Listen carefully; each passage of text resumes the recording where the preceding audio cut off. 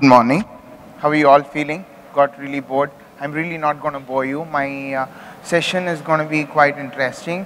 I'm going to be talking about my journey.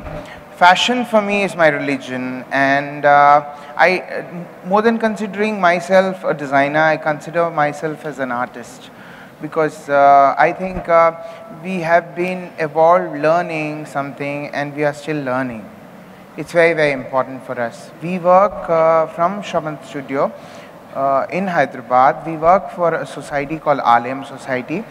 We usually work with a lot of Indian fabrics like khadi and a lot of other fabrics which India produces, which are very eco-friendly and bio-friendly, and there are quite a lot of stuff what we do in our society. We have our society store out here where all the weavers out in India, it's a completely non-profit organization where a lot of people can come, put their crafts, put their stuff and sell it out. And my journey began when I was 17. I was supposed to be a medico. I was supposed to be a doctor. I got my 363 rank in MSET, the so-called engineering and medical common entrance test. And basically what happened during those times was I due to my rank, I got a seat in Gandhi and went to the college first day and saw a lot of dead bodies. It was an anatomy session. And that day I decided I'm not going to be a doctor, dude.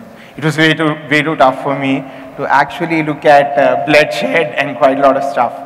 But basically after my 12th, there was a holiday of say about 2.5 months before my counseling of medicine.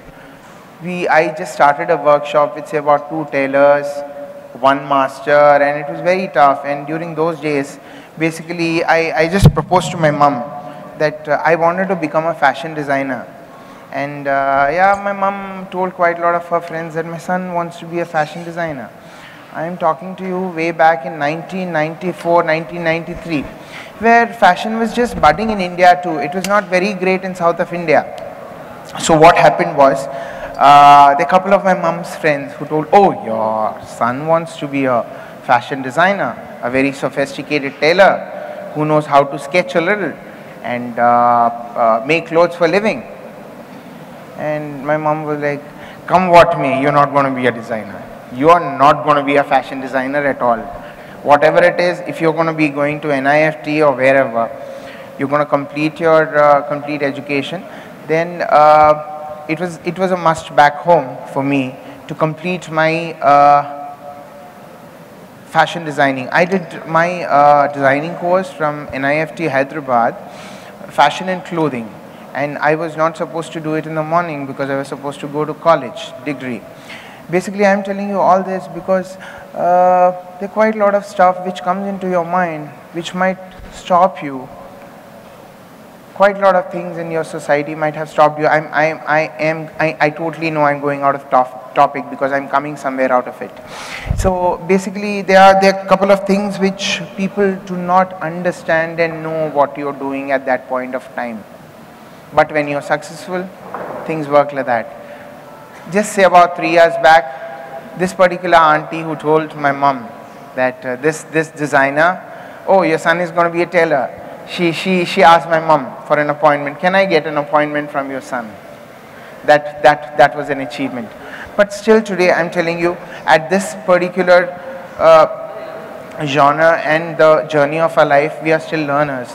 It becomes really, basically we are that kind of community of people in Hyderabad. We want to give something back to the society where we have taken quite a lot of stuff from. So here at our society, we work with quite a lot of weavers, and we work for an initiative called Save a Weaver. We have been associated with 250 widows from Guntur, where we supply them. Basically what happened, I did my education from NIFT, then went to London to do my color psychology and fashion psychology. That time the seed donations, not the donations, there you do not have donations, but the fee structure is bigger than donation. The fee was say about 24 lakhs. So basically going out abroad, all there, working out a deal with a museum curator, working with him for say about 4 or 5 hours, repaying the fees, was a tough journey. And by the time I was getting my PR, my family wanted me back. That was really, really tough. And I came back here, I formed a society. I went to quite a lot of places in Guntur and quite a lot of places in Andhra. I started from my state where I belong to. So we started where a lot of house helps, whoever work back home, need say about to be given minimum wages of say about 4,800, were only given 1,200. So all these ladies who did not have support or who did not have a proper male back earning home to provide them the extra cushioning, whatever they get. We provided them with a charka. Obviously, through our society, there are a couple of people who are really, really helpful, couple of corporates who actually wanted to give quite a lot of stuff. So we helped. The first attempt was with 250 women. We gave them charka. It was very, very tough for us to understand and relate that this particular woman who are going to make khadi and who are going to make yarn, how are we going to sell it? So we got back a policy where we give them the charka and we buy back the finished goods. It was very tough for them to sell it back. So we buy back the finished goods, like the khadi and all. Then we dye it across and whatever fashion, wherever we wanted to use, we started using it. We started supplying. So from past 4 years, we have been okay, straight through. We are trying to break even from past 2 years. God's been kind.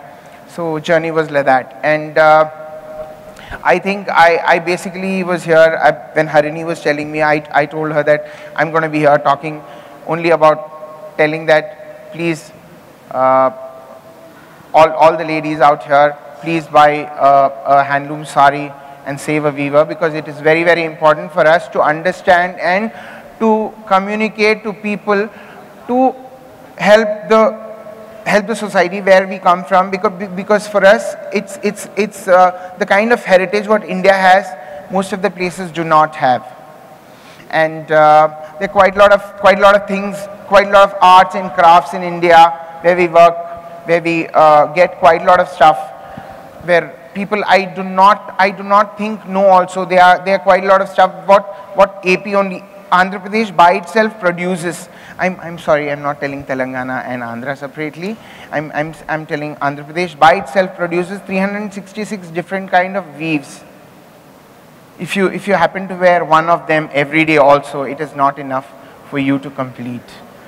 So and quite a lot of other hand weaves, and they are comparatively very, very reasonable and very, very, very, very socially.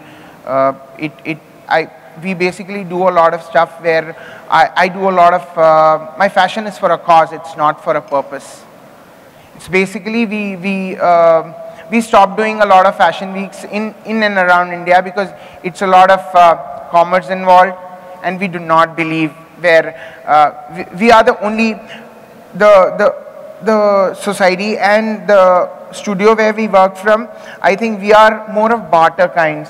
We got back to barter, where we give them a lot of clothes back and they give us an ad. I think we are trying to get that barter system back into our work module, which is really, really working with us. And yeah, and we do quite a lot of stuff. Thank you.